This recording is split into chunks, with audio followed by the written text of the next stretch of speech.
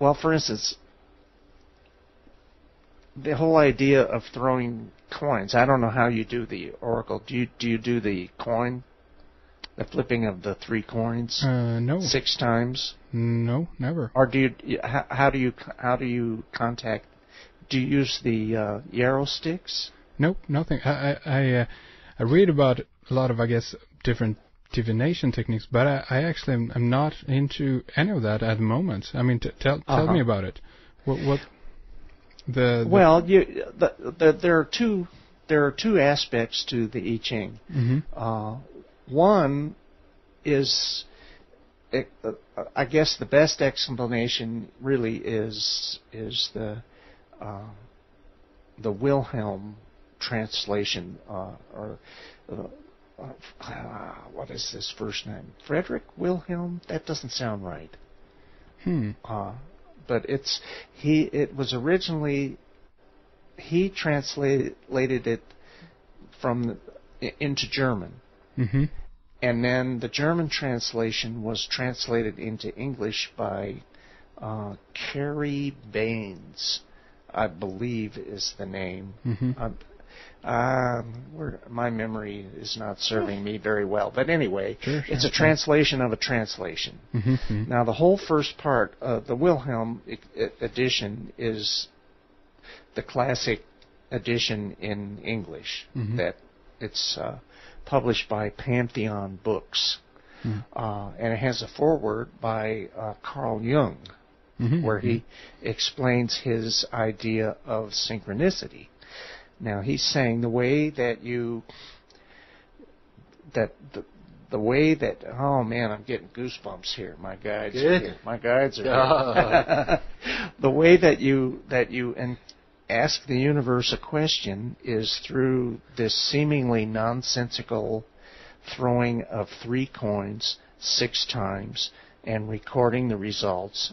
And there's a conversion table in the preface mm-hmm. to the book that tells you, if you get 2 heads and a tail, you draw this symbol, and then you work what's called a hexagram up that has 6 lines each, whether it's a solid line or a broken line. Mm-hmm. Okay? And then you hold a question in your mind and you throw these coins. Now, what Jung says is that whatever happens by chance in any moment has symbolized in it the essence of that moment. In other words, he's saying chance is really not the right word. Everything that happens is very pregnant with meaning if we can only get the meaning out of it. The I Ching is the translator box that gives you the moment. So I discovered this while I was at the McDowell Colony in Peterborough, New Hampshire. I had gone there to write a piece. It's a colony where artists and musicians and novelists go to get away from everything. And it's really a neat place. You go in there and you get a cabin in the woods, and basically the people that run it just leave you alone to do your thing. And everybody has a communal meal at the end of the day. And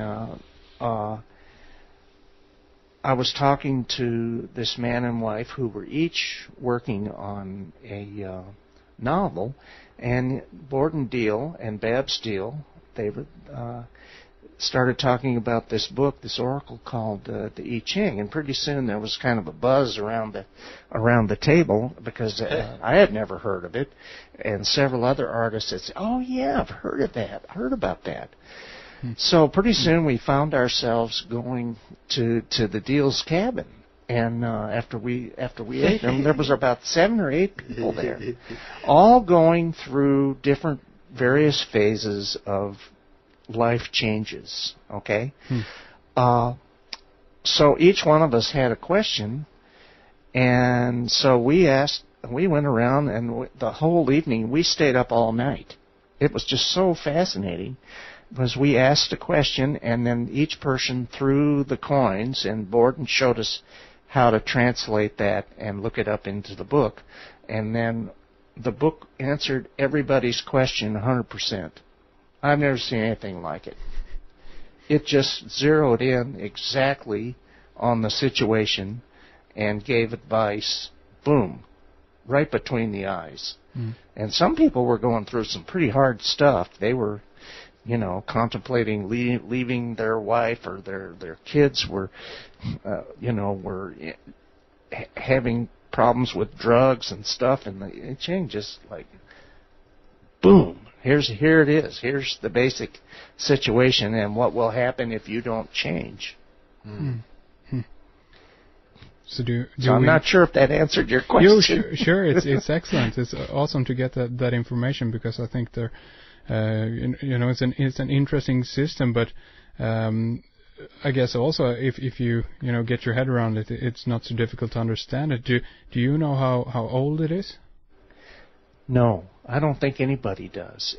From what I remember about it, it evolved from using tortoise shells as like palm readers do.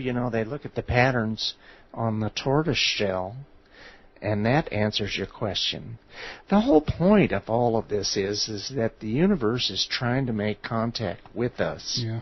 And it will use anything at all, to serve as the medium to get through to us. Do you think that much I am absolutely sure of? That it is, it's just like, where did I see this? This may even be from the I Ching. Boy, where did this quote come from? Well, the quote is something like this. Oh no, this is from a Paul Case poem.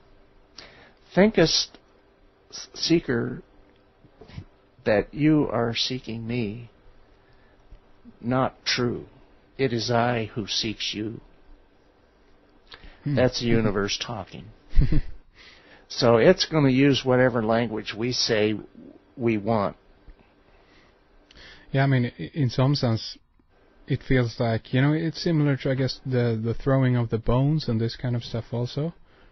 Yeah. And it anything. Exactly, anything. It feels like we can take whatever we want and toss it or turn it, or, if you look at something close enough and pay attention to it and try to see the system or the pattern, you will get a communication in it, I guess. Yeah, I remember going into my studio one day, and I had just a whole lot of rewiring to do, and there was all these patch cords and audio wires all entwined and thrown all over the floor, and and I thought, and I remember walking in the room and thinking to myself, man, if I could just read what that means, it'd probably tell me the rest of my whole life, Right here it is, the mirror is there, it's just, but it was in a language I didn't understand. Yeah.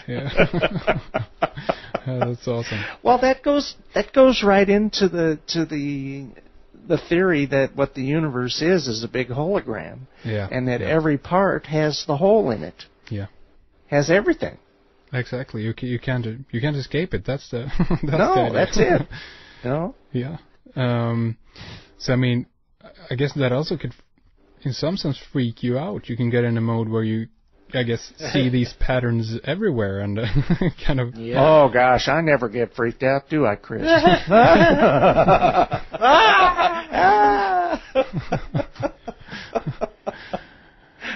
You're freaking me out.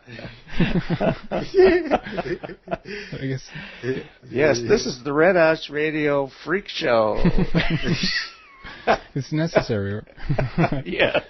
Get this kind of this Tao moment here. So how about, do you want to dive into, I guess, a little bit, talk about theosophy, studying to that. I did a show recently with Michael Sarion speaking about this. Have you studied this for long, Shabda?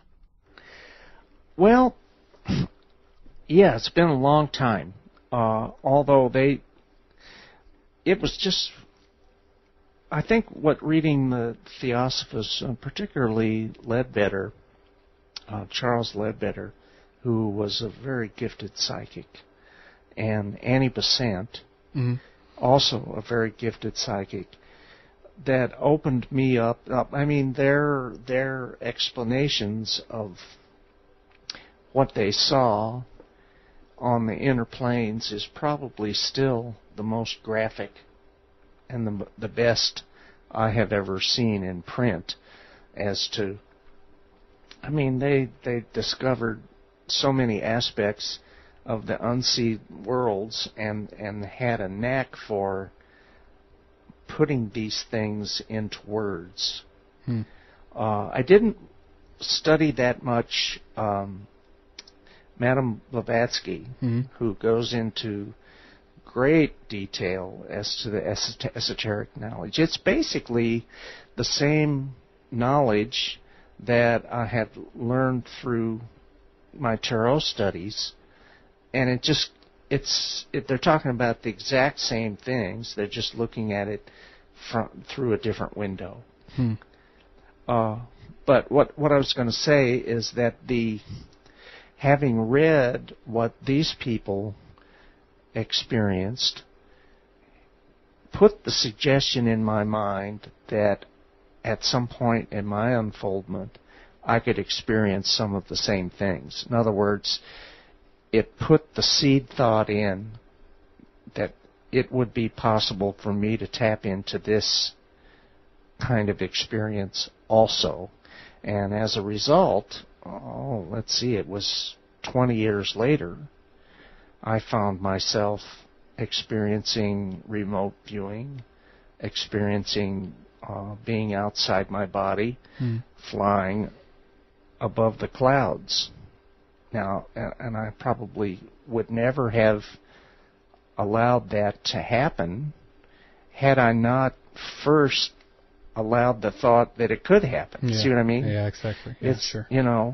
It's once we open up to the suggestion that who, me? Well, yeah, why not you? Yeah. Why not?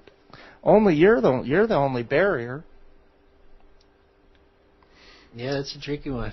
It is. I mean, we're it's just like David Icke says, we're imprisoned by the matrix, but we're also the prison warden. Yeah. Yeah, sure. And that's a scary thought, going around policing each other to say what we can and cannot think or do, or I think humanity as a whole is going through a tremendous change in this idea of limits, and I think that one of the certainly more positive forces is this whole series of books by Rowling, the Harry Potter story, opening people's minds to living in a magical universe again. Yeah. This common sense universe is the pits. Well, it's so limited. Yeah, it is. I mean, and the question also, I guess, is, are we considering all the material that we, are actually have at our disposal, so to speak, at this time? The question is, are we learning as a whole? Are we getting better? Are we getting closer to the truth? Or I mean, it's obviously very difficult to generalize here. But I mean, if you both of you, of course, have an idea about this, where do you think we're headed? Or do you think we'll come to a point where we have collected all of this information would actually help us open up, and then we can actually I guess utilize it, implement